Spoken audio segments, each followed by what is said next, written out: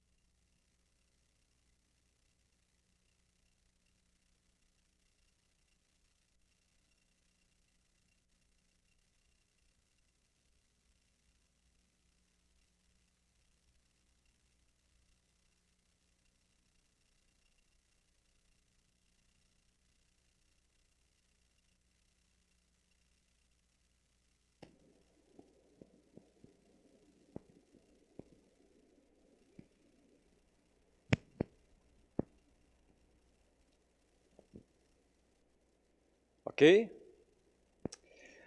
Muito bom dia, que a paz de Deus esteja no seu coração, em sua casa, e a você que se encontra presente aqui no salão de culto, e a você também que nos acompanha, seja pelo tablet, telefone celular ou computador, como queira. Deus abençoe você e esse é o momento em que você pode compartilhar esse link com pessoas conhecidas, com amigos, com irmãos, com parentes e também participar através do nosso chat, ok? Vamos então fazer uma oração de agradecimento a Deus. Hoje é o dia do Senhor, hoje é o domingo e nós vamos falar sobre Ele. O Deus Uno é também um Deus Trino. Vamos então orar. Senhor, muito obrigado por essa dádiva de estar aqui nesse salão de culto, falando a respeito da Tua santidade, da Tua pessoa.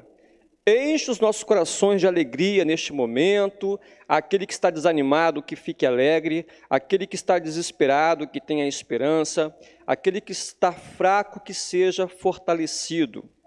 A Tua palavra será exibida hoje, será mostrada, apontada, e que os nossos corações sintam-se alegres por essa dádiva de termos a palavra de Deus como nossa regra de fé. Em nome de Cristo Jesus, nós invocamos a sua presença neste lugar. Amém. Antes de mais nada, só deixando aqui claro que a aula de hoje, né, o cenário não é nenhuma pedagogia a respeito da Trindade, é que vai haver aqui uma atividade infantil, uma atividade das crianças endereçada a elas, e calhou aí, né, da gente estar aqui nesse cenário. Mas poderíamos aqui fazer uma pontuação aqui com bom humor, né, e verdade, que a Trindade se encontra em festa, né, nesse momento, porque nós estamos aqui glorificando a este Deus que é um, mas ao mesmo tempo é três. E eu vou colocar aqui alguns slides para facilitar a comunicação, o entendimento e a visualização desse assunto, que por muitas vezes é questionado, combatido e mal interpretado. O que é a Trindade? O que isso representa? Existe? Não existe? Eu devo me referir a ela como fato ou como mito? Eu queria fazer aqui uma leve distinção, e para ficar bem clara aqui, uma coisa que é dogma e doutrina. Dogma e doutrina. Podemos dizer que dogma é aquilo que a gente não pode mexer, é aquilo que é fato, que é verdade, e que é isso que está na nossa esfera de fé, e que é certeza. Ou seja, dogma é aquilo que é real, que é verdadeiro, e que é pilar para a nossa fé, para a fé cristã. E a Trindade, nós entendemos que é um dogma. Nós não retiramos a Trindade da nossa teologia. Nós não mexemos com ela. Ok? Então, ela é irrefutável. Isso para nós é um dogma. Agora, por exemplo, o batismo também é um dogma também. O dogma da igreja cristã. As igrejas cristãs, elas compartilham do dogma do batismo como dogma. Porém, quando eu vou para a doutrina das igrejas, aí você vai ver que as igrejas cristãs, embora confessem o dogma do batismo, elas possuem entendimentos diferentes. Algumas igrejas vão batizar por aspersão, efusão ou imersão. Mas uma coisa todas têm em comum: o dogma do batismo. E a Trindade é esse dogma que não pode ser retirado da igreja, porque ela é coluna, ela é pilar da nossa fé. E nós não permitiríamos que uma pessoa que negue a Trindade exerça direito de falar em nossos púlpitos. Eu, nesse ponto, sou muito radical, embora, claro, que eu não seja o dono da igreja, mas de tamanha seriedade que a igreja cristã via a Trindade como verdade. E você, por certo, já ouviu algum antitrinitarianista dizer que não creio na Trindade porque essa palavra não está na Bíblia. Eu não encontro em página alguma, em livro algum, a palavra Trindade. E é verdade, não se encontra lá. Mas o que nós encontramos na Bíblia são as conexões, as referências claras de que existe o Deus Pai, o Deus Filho e o Deus Espírito Santo. E essas referências, elas estão muito claras para nós o tempo todo na Bíblia. Eu vou ler aqui um texto, eu também queria que você em casa abrisse a sua Bíblia, no Evangelho de Mateus, que é uma cena belíssima, uma cena gloriosa, aonde as três pessoas da Trindade são mencionadas simultaneamente. O texto se encontra em Mateus, capítulo 3, e vamos do versículo 13 até o versículo 17. Mateus, capítulo 3, do versículo 13 ao versículo 17. Que a cena ela é mais conhecida como o batismo de Jesus, ok? Eu vou ler aqui e a gente vai pontuar aqui alguns detalhes.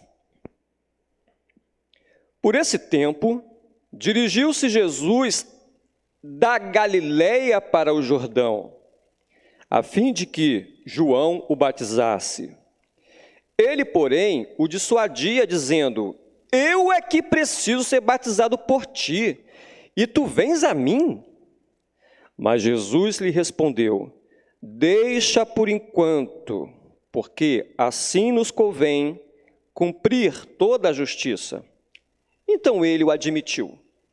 Batizado Jesus, saiu logo da água, e eis que se lhe abriram os céus, e viu o Espírito de Deus descendo como pomba.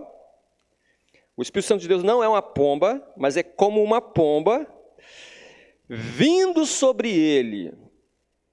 E eis uma voz dos céus que dizia: este é o meu filho amado, em quem me comprazo. Em outras versões, em quem me alegro, em quem me realizo. Observe que esse texto, esse recorte do livro de Mateus, aponta para o encontro das três pessoas da Trindade. Eu quero deixar aqui bem claro que Mateus, ele escreve o seu evangelho para os judeus. Mateus está preocupado que o seu leitor judeu concorde e confesse que Cristo, o Jesus Cristo, ele é o Messias prometido pelos profetas. E ao decorrer do seu evangelho, ele vai pontuar algumas profecias que vão se cumprindo, mostrando e revelando que Jesus é o Filho de Deus. E não somente essa referência do batismo, porque o texto fala que logo após que Cristo ele sai das águas, é batizado, e depois o Espírito de Deus conduz Jesus ao deserto, aonde ele é tentado. Observe que Mateus ele está mostrando para o povo judeu que Jesus ele é o Filho de Deus, que é obediente, ao contrário do povo de Israel. Quando Israel sai do Egito, passa pelas águas do Mar Vermelho e vai para o deserto, Israel é tentado e cai. Cristo é mostrado como o Filho de Deus que sai das águas do Jordão, não do Mar Vermelho, e vai para o deserto, aonde é tentado, mas não cai. Mateus também, ele vai mostrar a conexão que existe entre o João Batista.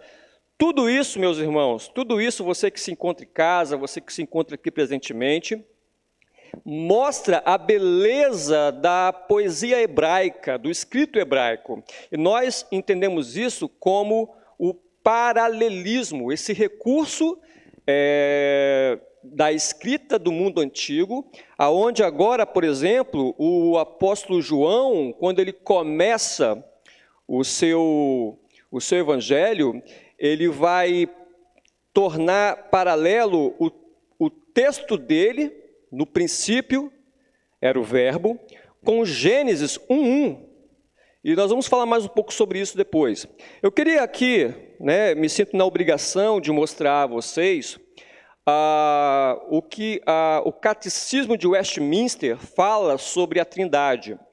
Eu vou exibir aqui um slide, 3 slides, e eu sei que tem muito texto. Eu não sou fã de colocar slide com muito texto, acho que isso sobrecarrega o visual, eu sei disso, mas eu me vi nessa necessidade, tá? Nós temos um tempo ainda, e eu vou ler pausadamente para você, junto comigo, a gente ler e absorver aquilo que os nossos irmãos de antigamente escreveram sobre a Trindade nesse catecismo.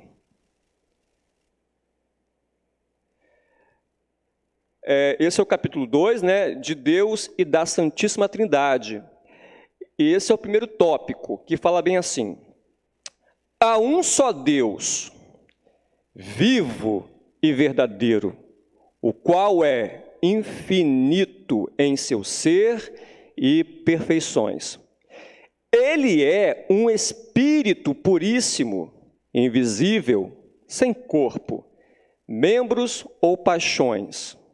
É imutável, imenso, eterno, incompreensível, onipotente, onisciente, santíssimo, completamente livre e absoluto, fazendo tudo para a sua própria glória e segundo o conselho da sua própria vontade, que é reta e imutável. É cheio de amor, é gracioso, misericordioso, longânimo, muito bondoso e verdadeiro remunerador dos que o buscam e, contudo, justíssimo e terrível em seus juízos, pois odeia todo o pecado, de modo algum terá por inocente ocupado. Então você vê ali que o texto fala, no catecismo, que Deus ele não tem corpo. Então essa ideia que eu conversei com uma jovem uma vez, olha, Deus não tem corpo, Deus não é um velhinho de barba branca. E aí ela falou assim, é verdade isso? Uma moça que se dizia evangélica, Ela ficou assustada quando eu disse a ela que Deus não tinha corpo humano, Porque a gente aqui, quando utiliza esses termos, Deus tem braço, os olhos do Senhor passeiam por toda a terra, o braço forte do Senhor, isso aí são termos na teologia, nós conhecemos como antropomorfismo, A gente caracteriza Deus com termos humanos, com membros humanos, para entendermos frutos da sua atuação ou das suas ações, O braço forte, onde ele exerce poder, ação, força, os olhos que tudo veem. Então, Deus não tem corpo, como, por exemplo, ensina os mormons. Vamos, então, prosseguir. Ponto 2. Na unidade da divindade, há 3 pessoas, de uma mesma substância, poder e eternidade. Deus o Pai, Deus o Filho e Deus o Espírito Santo. O Pai não é de ninguém, não é nem gerado, nem procedente o Filho. O Filho é eternamente gerado do Pai. O Espírito Santo é eternamente procedente do Pai e do Filho. Ok, só até aí. Então, eu vou colocar aqui também, gente. Esse foi um desenho, assim, eu desenhei, né, eu reproduzi, porque esse triângulo já é muito antigo, já na história da igreja. Esse triângulo, ele vai mostrar a Trindade vista, vou botar assim, bem entre aspas, tá? A Trindade vista numa visão macro, tá? De cima. Claro que isso aqui está sendo, é um gráfico, tá? Vamos lá então, olha, Deus, o Pai não é o Filho não é o Pai, e o Espírito não é o Filho e nem o Pai é o Espírito ou o Filho. O que mostra aqui para a gente é que as três pessoas são distintas, há uma singularidade.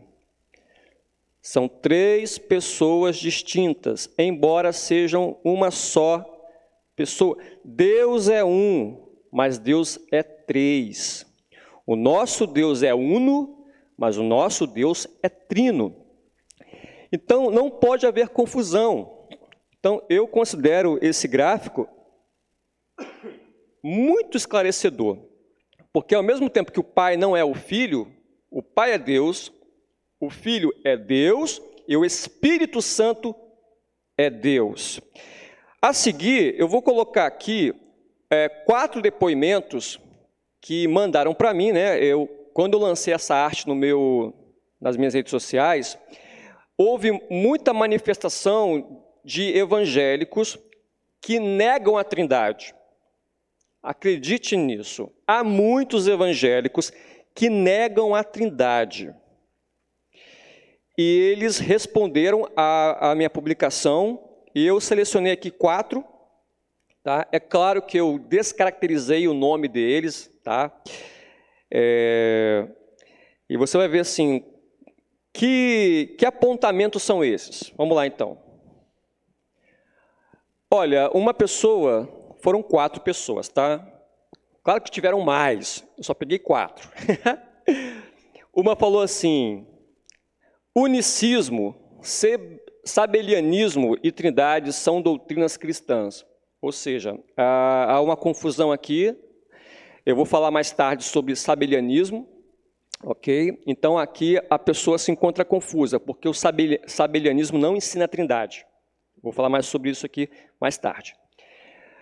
Outra pessoa falou bem assim: na verdade, são 3 figuras, são 3 manifestações diferentes, em tempos distintos e com propósitos diferentes também.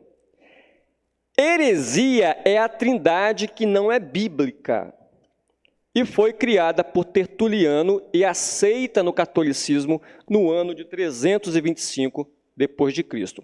Então, essa pessoa aqui, ela está ensinando o modalismo, que também eu vou falar aqui mais tarde. Ela está falando que Deus é um, que Deus ele é um, mas ele se manifesta de 3 formas diferentes.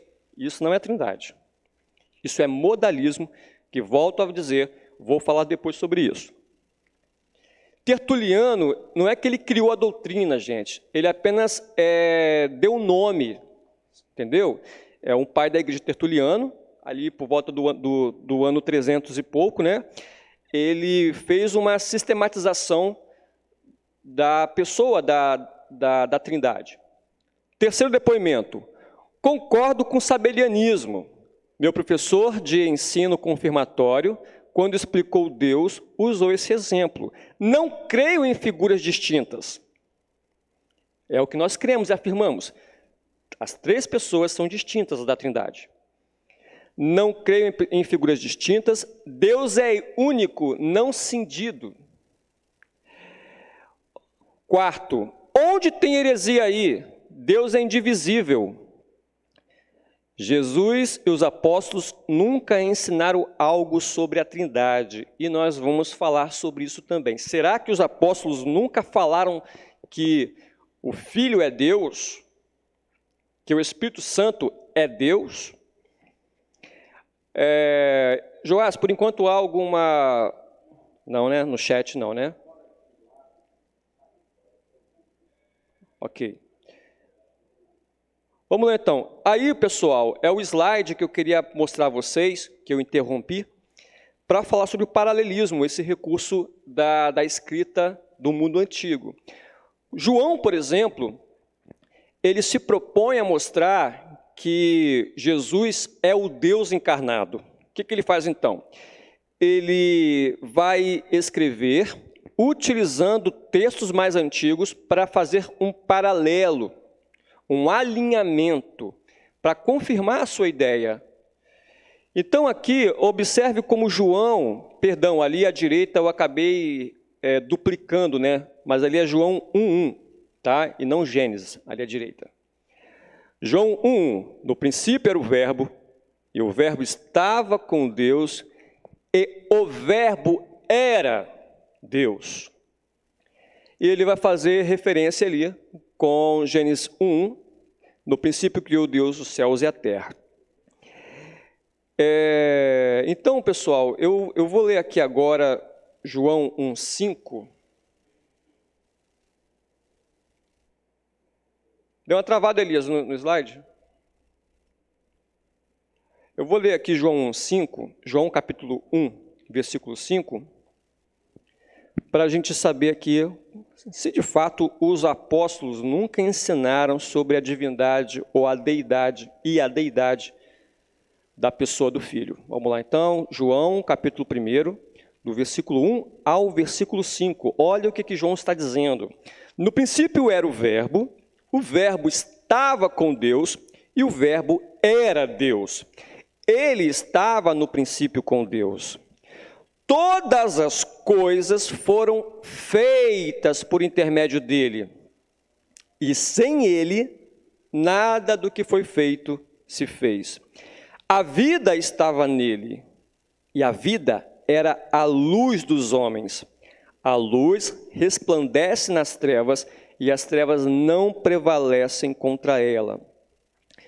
João está dizendo aqui que o Filho já estava, e não só estava na eternidade junto ao Pai, como também ele era a Deus, e tudo que foi criado, realizado, foi feito por intermédio do Logos, do Verbo, da palavra do Filho.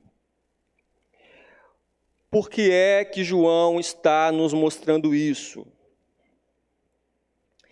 Porque ele está... havia, no tempo do apóstolo João, ali quase no fim do ministério de João, João ele começa a surgir uma doutrina muito perigosa chamada de gnosticismo. A palavra gnose, do grego, vem aí conhecimento. Eram pessoas que criam que Deus se revela só a quem tem conhecimento. Uma espécie de sociedade secreta, um grupo minoritário, reduzido, de pessoas que criam que só quem tem certo nível de conhecimento é uma chave desse mistério, pode ser alcançada pelo Senhor. Os mais simples não podem ser alcançados. O gnosticismo, por exemplo, ele ensinava que o Filho, ele era divino, mas ele não era homem. Por quê? Porque Deus, se Jesus é Deus, ele não poderia ter morrido, porque Deus não pode morrer. Se Jesus era Deus, ele não podia sentir fome. Então, os gnósticos, eles ensinaram que Jesus, quando sentia sede ou fome, não é que ele sentia sede ou fome, porque ele é Deus. mas parecia que ele sentia fome e sentia sede. Daí deu origem a uma doutrina chamada de docetismo, que no grego significa parece que ou parecido com. Parece que ele sentiu fome, mas ele não sentiu fome.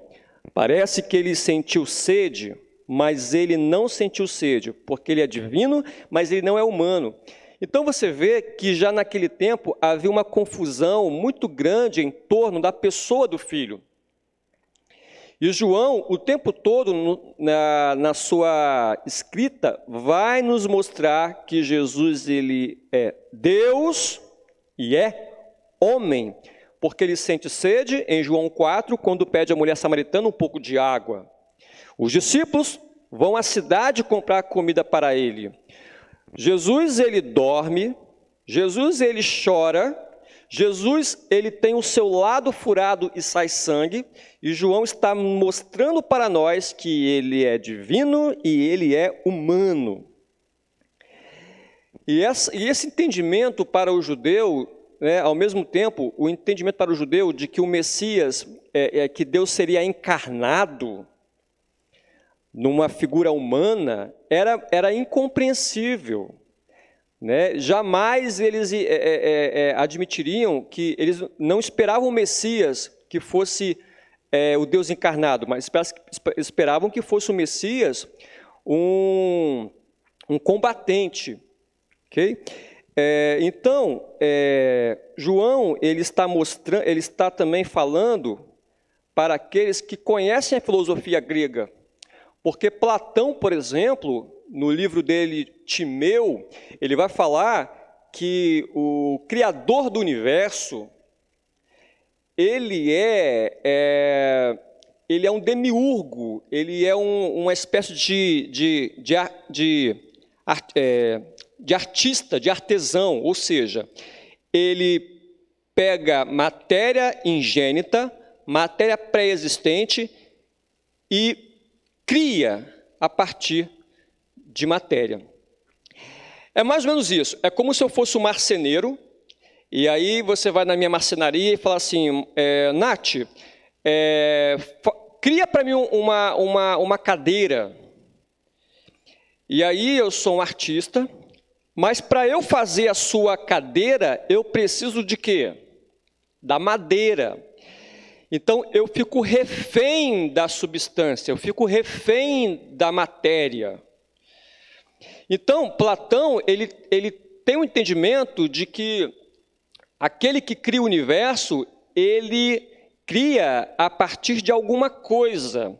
E João não, João vai dizer que aquele que cria, ele cria do nada. E existe um verbo no hebraico chamado bará, que é muito utilizado é um verbo característico para criar. E criar é uma atividade única de Deus, que é criar a partir do nada, dar origem a partir do nada. Né? E então Atanásio, um dos pais da igreja, ele vai refutar Platão e vai escrever um livro sobre a encarnação do Filho, do Verbo, e vai dizer o seguinte, que é fácil refutar Platão. Por quê? Porque o nosso Criador, ele não depende de matéria para formar.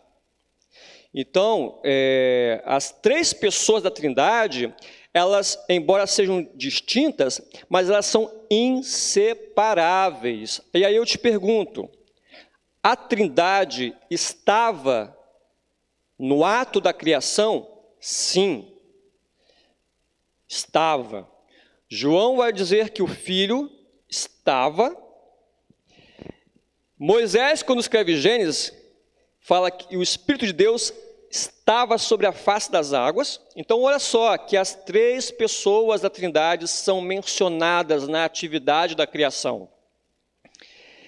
E então, eu quero que você tenha um entendimento bem simples de que as três pessoas da Trindade trabalham juntas,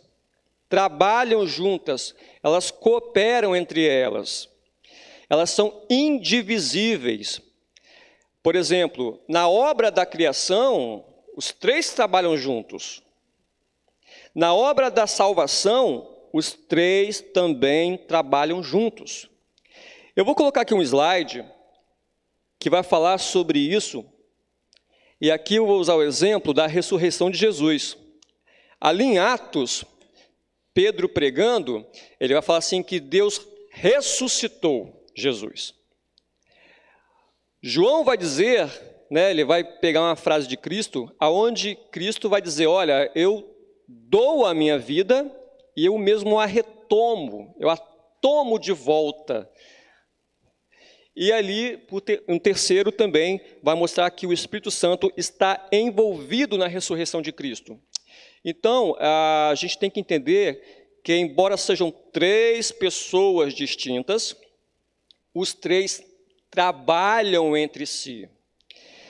E não existe, gente, uma hierarquia entre as pessoas da Trindade. A gente comete essa falha de forma muito natural, porque a gente vê ao longo, na linha do tempo da Bíblia, né, Deus, lá no Antigo Testamento, depois o Filho é enviado, depois do Filho enviado, o Espírito Santo ele vem substituir a presença física do Filho, e ele vem consolar a igreja. Não quer dizer que, por conta dessa ordem que a gente, passando os olhos pela Bíblia, não quer dizer que há uma inferioridade entre as três pessoas. Não existe uma hierarquia, portanto, não é muito correto você dizer primeira, segunda ou terceira pessoa da Trindade, porque dá aspecto de que existe uma ordem em uma categoria de importância. E isso não é verdade. Os três são co-iguais, são co-eternos e são coexistentes. E existe em Hebreus capítulo 1, versículo 5, uma citação do escritor de Hebreus se referindo a Davi. E ele vai falar bem assim, Davi vai falar, né? Tu és meu filho, hoje te gerei. É como se Deus estivesse dizendo para Jesus, tu és meu filho, hoje eu te gerei. O lance aí, preste bem atenção no que eu vou falar aqui agora, porque isso criou muita complicação na história da igreja. Será que quando diz que o pai gerou o filho, significa que o pai criou o filho? Será que o verbo gerar e o verbo criar, nesse sentido, são a mesma coisa? Não. Jesus não foi criado. Esse é o ponto principal. Ele não foi criado. Ele foi gerado. E C.S. Lewis, ele traz um exemplo muito claro, e eu tenho certeza que você vai entender agora de maneira mais clara o que eu vou falar. Quando qual a diferença entre criar e gerar nesse ponto aqui? Uma mulher, ela gera o filho. Ela não cria um novo ser humano. Guarde isso. Porque sai dela. Ela não está criando um novo ser humano, ela está gerando. Quando, por exemplo, C.S. Lewis ele vai falando, né? Quando uma ursa dá luz a um filhote, a um ursinho, ela está gerando dela, da substância dela, um novo ser. Ela não está criando um novo ser, um novo urso. Agora, eu posso criar essa parede, mas eu não posso gerar essa parede. Por quê? Porque essa parede não é o Marcos Nath. Eu crio algo que está fora de mim, que não sou eu essa parede. Quando eu faço uma escultura, quando eu faço uma música, Eu não estou gerando uma música, eu estou compondo, estou criando uma música, porque a música não é o Marcos Nath. Agora, quando se trata de ser, de gerar, de dar à luz, aí gerar. Então, o Filho, ele foi gerado da mesma substância do Pai, ele não foi um ser criado, ok? Deus, Jesus não os anjos foram criados, o Filho não. O Filho é Deus, o Filho é eterno, o Filho é. Eu vou colocar aqui agora uma imagem. Você que está em casa, eu não sei quantas pessoas estão online aqui conosco, mas o que isso representa para você? O que isso te traz à lembrança? Vou te dar aí uns 10 segundinhos para você pensar. Renato. Pode falar. Infelizmente, perdi a conexão. Quando voltou, só aparece que a última mensagem, que foi às 9h25, da Keila Salem, a esposa do Fred. Né, claro? Ah, você é de lá. Mas nós estamos ao vivo agora? Não, aí não tem um chat de ninguém aqui. Mas nesse momento a transmissão ocorre normal? Está sendo transmitida a aula, só que eu não tenho contato com eles, eu não visualizo nada deles. Perfeito. Então, pelo que eu recebi aqui informação, nós tivemos uma queda de transmissão aí durante essa aula. Eu não sei quanto tempo, mas vamos lá. Então, gente, olha só, quando eu olho para isso aqui, para essa chave, né, de on-off, vem à minha mente de que ela emite energia ou que ela corta energia. Há pessoas que ensinam que o Espírito Santo não é Deus, não é um ser, mas é uma força, como se fosse uma energia, como se fosse um mero poder. Ou seja, quando Deus quer executar algo, ele envia aquele poder para lá e aquele poder se encarrega de transformar, de mudar, de fazer muitas coisas. É esse entendimento que muitas pessoas têm a respeito da pessoa da Trindade, o Espírito Santo. Eu estou aqui para dizer a você que essa ideia ela é refutável. O Espírito Santo não é uma força, uma energia como eles ensinam. O Espírito Santo é Deus. E como podemos falar sobre isso? Através da Bíblia. E aí eu pergunto a vocês, será que os apóstolos nunca ensinaram a respeito da Trindade? Vamos então lá? Eu acho que eu botei aqui um texto muito famoso, que se encontra em Atos, no capítulo 5, do versículo 3 ao versículo 4, que fala bem assim: então disse Pedro, Ananias, por que encheu Satanás teu coração, para que mentisses ao Espírito Santo, reservando parte do valor do campo, conservando-o, porventura, não seria teu? E vendido, não estaria em teu poder? Como, pois, assentaste no coração este desígnio? Não mentistes aos homens, mas a Deus.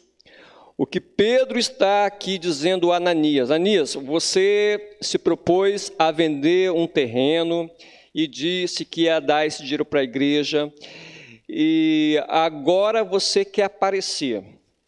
Agora você está dizendo aí que você é o bambambam, que você vendeu, que você vai doar, que você é caridoso, generoso, mas na verdade, Ananias, o dinheiro é teu, cara. Faça com ele o que você quiser, mas você não pode mentir dizendo que estou dando tudo para a obra do Senhor. É mais ou menos isso que estava acontecendo. Observe que no versículo 4, Pedro vai perguntar, por que você mentiu ao Espírito Santo de Deus? Ao Espírito Santo. Gente, a gente consegue mentir para essa luz que está aqui sobre a gente, para essa lâmpada, para essa energia? Essa energia consegue ouvir alguma coisa de nós? Não! Como é que o Espírito Santo é uma energia se aqui está dizendo que é possível mentir para ele? E ali no versículo a seguir, não mentiste aos homens, mas a Deus. Então Pedro está conectando, então você, de maneira muito clara, a figura do Espírito Santo com Deus. Esse é um exemplo de vários outros. O Espírito Santo é Deus. E por quê? Ele tem vontade, ele tem intelecto, até ciúmes ele sente dos eleitos. Ele ora por nós quando nós não sabemos muito bem o que dizer numa oração. Ele sensibiliza, ele mexe com o nosso coração. E ele é Deus, e ele é uma pessoa que está escrito em Atos, que ele mandou, que ele selecionou Barnabé e Paulo para uma obra missionária. Uma energia não faz isso, uma energia não fala, uma energia, ela não tem sentimento. Ele falou para Filipe correr lá e pregar para o eunuco, e ele também executa seus juízos a ponto de tirar a vida de Ananias e Safira. Então, fica muito claro aqui para a gente que o Espírito é Deus. Existe um termo na teologia, pouco conhecido, mas lindo, maravilhoso, que é pericorese. É uma palavrinha um pouco complicada, né? Pericorese. O termo pericorese no grego significa rotação, movimento. O Gregório de Naziano, ele foi a primeira pessoa na história da igreja a trazer esse termo para mostrar para a gente que a Trindade, ela tem a sua pericorese, ela tem a sua rotação, o seu movimento. Mais tarde, João Damasceno, ele explora essa doutrina. Tá? O que quer dizer isso? O que quer dizer que a Trindade está numa rotação? Isso quer dizer que há uma interpenetração. As pessoas da Trindade, elas estão uma dentro da outra, elas estão numa dança.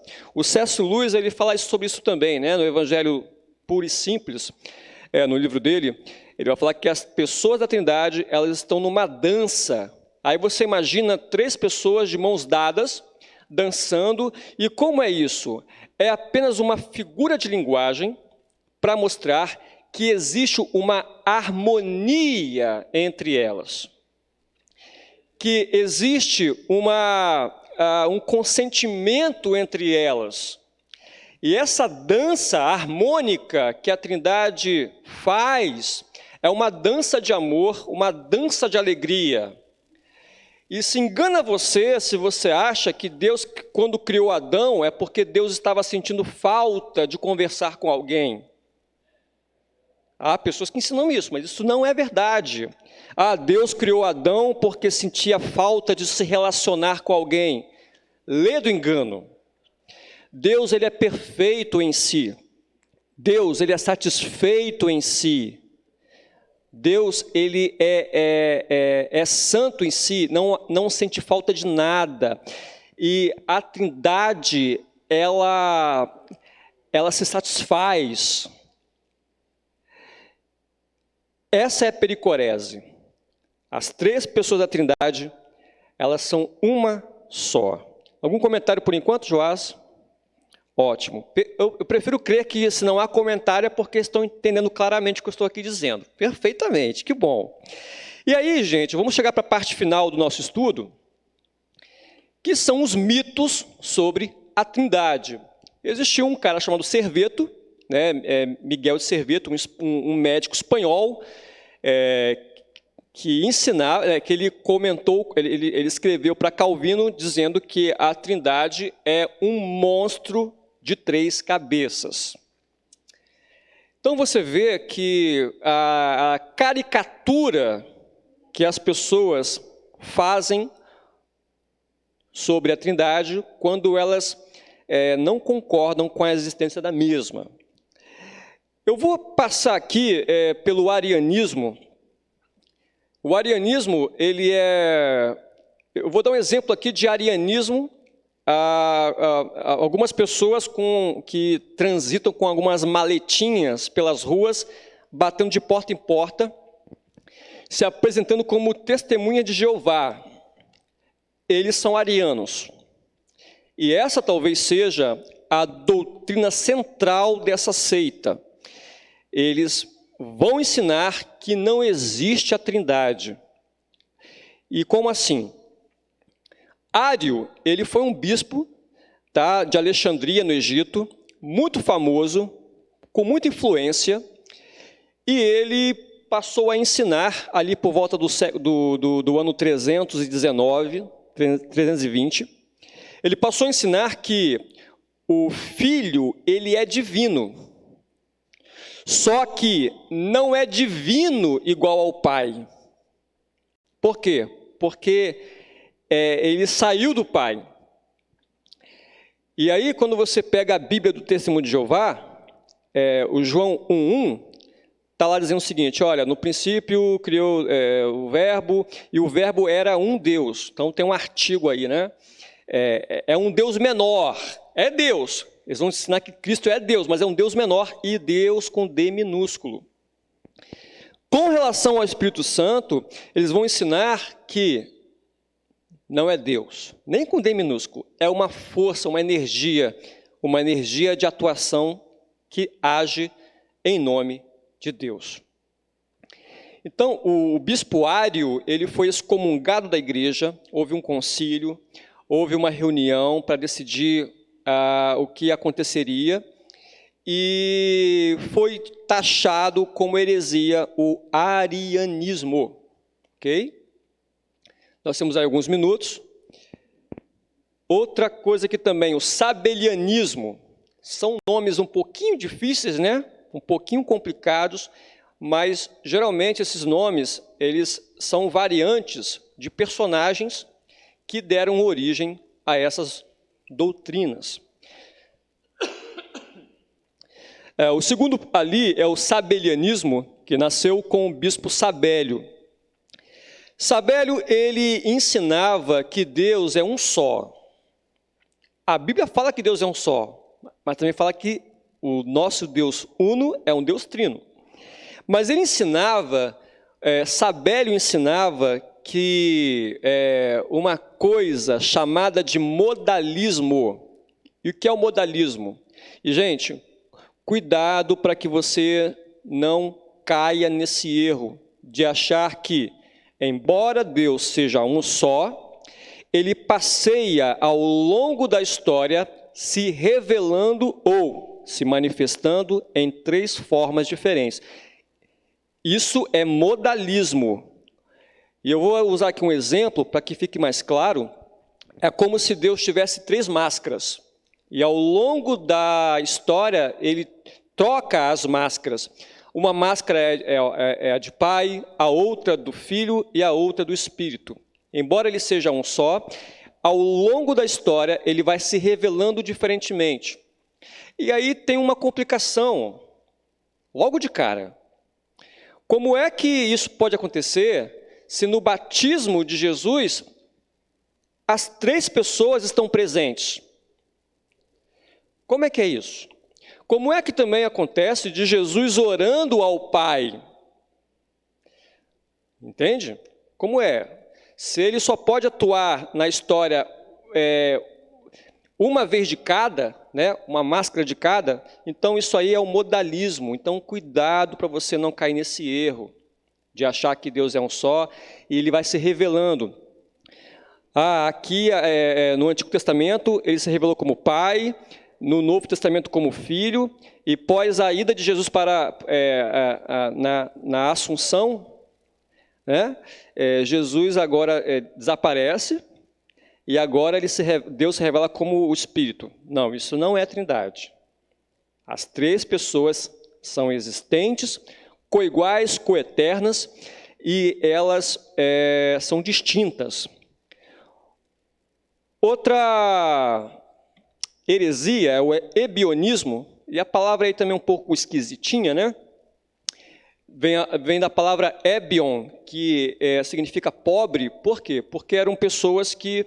Era uma escola, quando eu falo escola, me entenda, não era uma escola física, mas um grupo de pessoas, né, que eram desapegadas aos bens materiais e eram chamadas de ebionitas.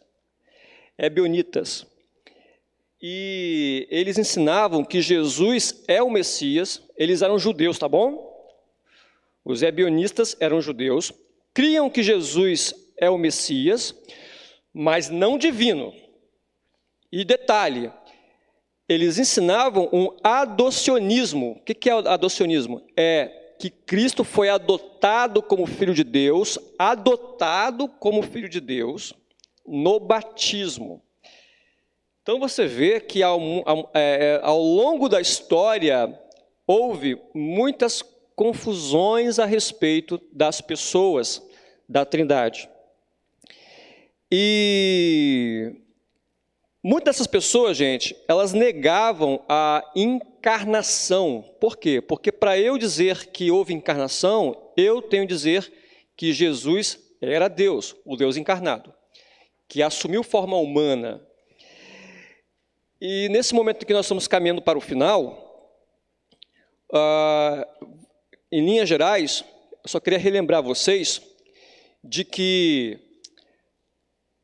a gente precisa conhecer mais o nosso Deus. A gente precisa se aprofundar mais na pessoa de Deus e se alegrar com o fato de sabermos que a Trindade ama seus eleitos. A gente precisa saber que podemos e devemos glorificar ao Pai, glorificar ao Filho e glorificar ao Espírito. Há muita resistência, inclusive no meio do povo evangélico, em lidar com o Espírito Santo. Há pessoas que não conversam com o Espírito Santo de Deus. Há pessoas que não cantam para o Espírito Santo de Deus, não glorificam o Santo Espírito. Por quê? Porque olham para ele como uma pessoa inferior ao Pai e ao Filho. Isso é um equívoco. Você está diminuindo a importância de Deus quando você faz isso. Por isso que eu ressalto, a gente cai nesse erro de dizer primeira pessoa, segunda pessoa e terceira pessoa da Trindade, o que não é muito correto, porque você cria uma categorização das três pessoas. Você, de maneira subliminar, você está dizendo o seguinte, olha, essa ordem de importância, primeiro, segundo e terceiro. Não é assim no pódio de chegada? Então, nós temos que entender que a Trindade, ela trabalha na salvação do homem, trabalhou na criação do mundo e ela se ama. O Pai, o Filho e o Espírito, eles se amam, são completos em si. E a beleza nisso, e a beleza em se relacionar com esse Deus Trino. Esse Deus Trino trabalhou na redenção do Marcos Nath, trabalhou na redenção da Juliana, do Joás, do Elias, trabalharam juntos. A gente não pode inferiorizar ninguém da Trindade. Os três são coiguais, são coeternos e são coexistentes. Muita heresia, muita divisão da igreja, muita confusão da igreja surgiu porque tentaram diminuir o Filho e o Espírito. Quase ninguém mexe na figura do Pai. O Pai é a figura central, está lá, intocável, mas há muita confusão em relação ao Filho e ao Espírito. Eu espero ter sido claro, espero que, para concluir, né, o marcionismo foi um marcião, muito antigamente, né, ele foi um bispo talvez da Inglaterra, a gente não sabe muito bem a origem dele. O Marcião, ele conseguiu influenciar muitas pessoas na igreja negativamente. Ele ensinava que havia dois deuses.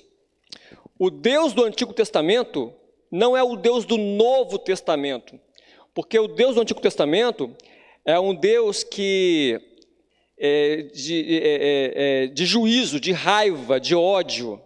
O Deus do Novo Testamento é um Deus de amor. E Marcião, ele rasgou o Antigo Testamento, jogou no lixo, e ele dizia que as únicas epístolas que eram proveitosas no Novo Testamento eram as cartas paulinas, e, se não me falha a memória, também a carta de Tiago.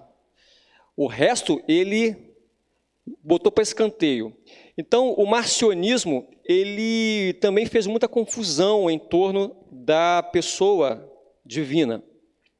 Então, finalizando, espero que tenha sido claro. É claro que Deus se revela a nós mediante aquilo que Ele se permite ser revelado. Nós temos aí o nosso catecismo de Westminster, que eu coloquei aqui os slides, que vão ter referências bíblicas que talvez facilitem e colaborem aí com a sua compreensão em relação às três pessoas da Trindade. Não são três deuses e não há triteísmo.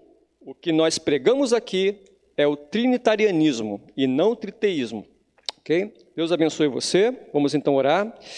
Deus Trino, muito obrigado por essa manhã de domingo. Receba os nossos corações, logo mais a pregação, o culto que iremos oferecer ao Senhor, o almoço de cada família, e nós confessamos a beleza e o amor que essa Trindade ofereceu a nós, nos redimindo e nos santificando. Em nome de Cristo, ó Pai, nos ouça. Espírito Santo, fique com a gente, nos renovando. Amém.